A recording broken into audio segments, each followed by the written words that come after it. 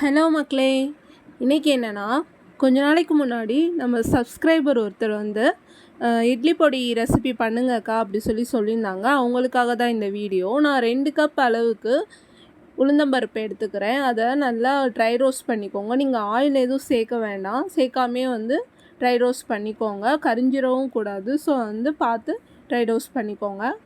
அதுக்கப்புறம் அதே பவுலில் வந்து கடலைப்பருப்பு, குழம்புக்கு யூஸ் பண்ணுவோம்ல அந்த கடலைப்பருப்பு, சன்னா தால்னு சொல்லுவாங்க, அந்த பருப்பை எடுத்து அதுவும் ட்ரை ரோஸ்ட் பண்ணி தனியாக எடுத்து வச்சுக்கோங்க. இது வந்து நம்ம தனித்தனியாக ட்ரை ரோஸ்ட் பண்ணி ஒன்றா தான் போட போகிறோம். ஸோ அடுத்து வந்து மூங் தால் சேர்க்குறோம். மூங் தால் வந்து ஒரு 2 ஸ்பூன் போதும், அதிகமாக சேர்க்க வேண்டாம். ஒரு 2 ஸ்பூன் போட்டாலே வந்து போதுமான அளவு நம்ம செய்கிற குவான்டிட்டிக்கு. ஸோ அதையும் ட்ரை ரோஸ்ட் பண்ணிக்கோங்க.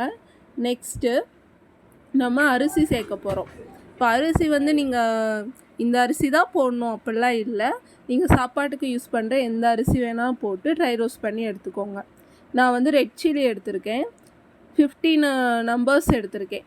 நீங்கள் வந்து 5 நம்பர்ஸ் வந்து காஷ்மீரி சில்லி எடுத்துக்கலாம், 10 நம்பர்ஸ் நார்மல் சில்லி எடுத்துக்கோங்க.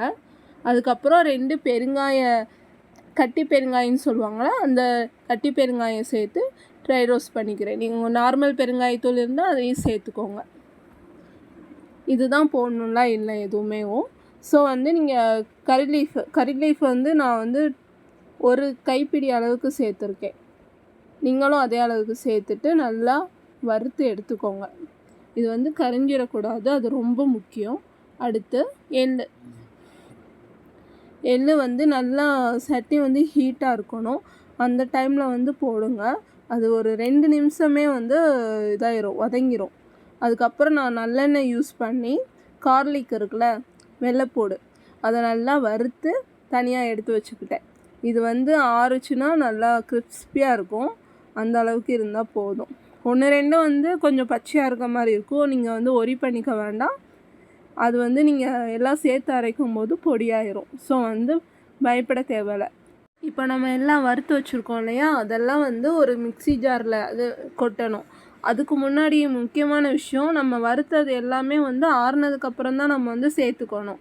நம்ம அப்படியே சேர்த்துடக்கூடாது, சூடாக இருக்கும்போது சேர்த்துடக்கூடாது. ஸோ வந்து நல்லா ஆறுனதுக்கப்புறம் எல்லாத்தையும் மொத்தமாக மிக்ஸி ஜாரில் சேர்த்துக்கோங்க. சேர்த்துட்டு ஒரு 4-5 சுற்றுங்க. சுற்றுனோடனே பொடியாயிரும். அதுக்கப்புறம் வந்து தேவையான அளவு சால்ட்டு சேருங்க.